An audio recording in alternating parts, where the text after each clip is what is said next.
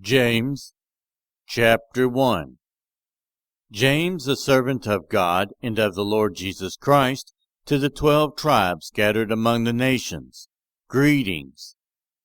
Consider it pure joy, my brothers and sisters, whenever you face trials of many kinds, because you know that the testing of your faith produces perseverance. Let perseverance finish its work, so that you may be mature and complete, not lacking anything. If any of you lacks wisdom, you should ask God, who gives generously to all without finding fault, and it will be given to you.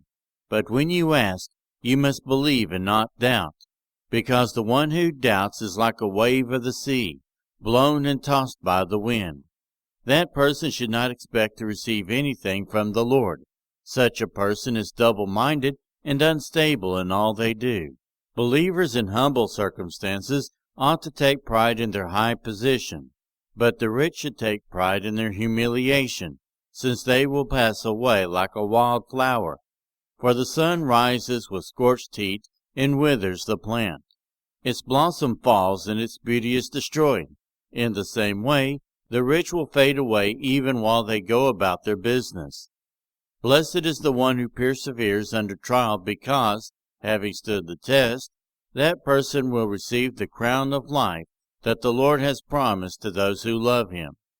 When tempted, no one should say, God is tempting me. For God cannot be tempted by evil, nor does he tempt anyone. But each person is tempted when they are dragged away by their own evil desire and enticed. Then, after desire has conceived, it gives birth to sin. And sin, when it is full grown, gives birth to death. Don't be deceived, my dear brothers and sisters. Every good and perfect gift is from above, coming down from the Father of the heavenly lights, who does not change like shifting shadows. He chose to give us birth through the word of truth, that we might be a kind of first fruits of all he created. My dear brothers and sisters, take note of this.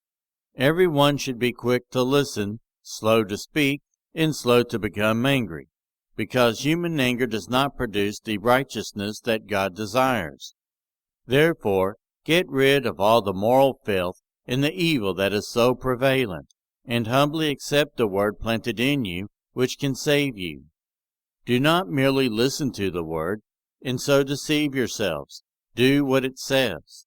Anyone who listens to the word but does not do what it says is like someone who looks at his face in a mirror and, after looking at himself, goes away and immediately forgets what he looks like. But whoever looks intently into the perfect law that gives freedom, and continues in it, not forgetting what they have heard, but doing it, they will be blessed in what they do.